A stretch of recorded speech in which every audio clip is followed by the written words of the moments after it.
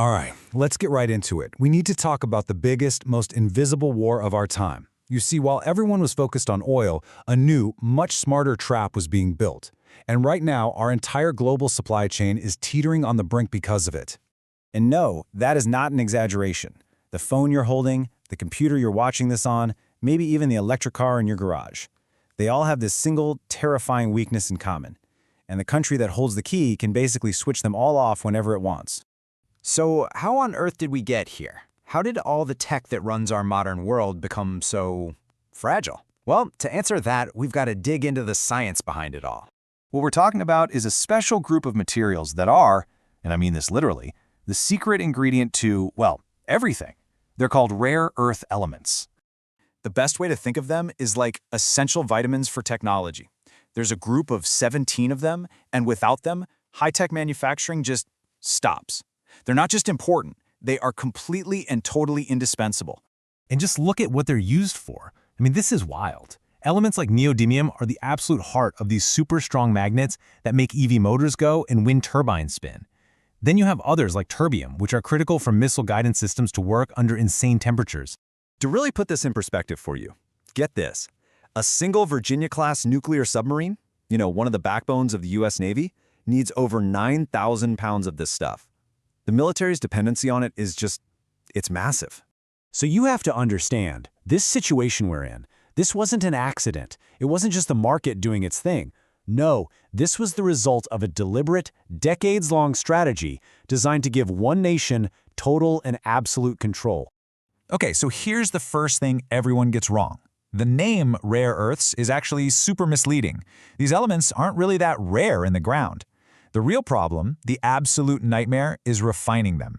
It's a ridiculously complex, toxic, and environmentally destructive process that even creates radioactive waste. And this quote just says it all, doesn't it?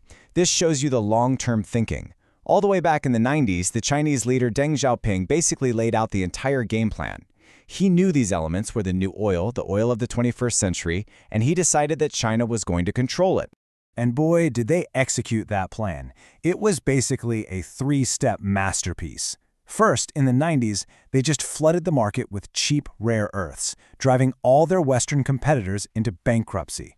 Then, in the 2000s, they said, hey, send us all that toxic refining work, basically trading environmental damage for total market control. And today, the trap is sprung. I mean, just look at this chart. China controls around 70% of the world's rare earth mining. That is a huge number. And it's not just mines inside China. It's also all their investments locking down supply from Africa to Myanmar. But as scary as that number is, it's not the real chokehold. This is quorum. This is the number that should honestly terrify you. More than 85% of all rare earths on the planet are refined in China. So it doesn't matter if you mine them in California or Australia, you still have to ship them to China to get them turned into anything useful. There is no other option at scale. And now, that monopoly is officially being used as a weapon. As this tech Cold War with the West heats up, Beijing has started to restrict exports, not just of the materials, but of the technology you need to process them. They literally have the power to shut down the entire US military-industrial complex with a single order. So, the West has finally woken up to this nightmare, and it has kicked off this desperate, almost frantic scramble to break free. It's like a new gold rush, but honestly, the stakes are so much higher.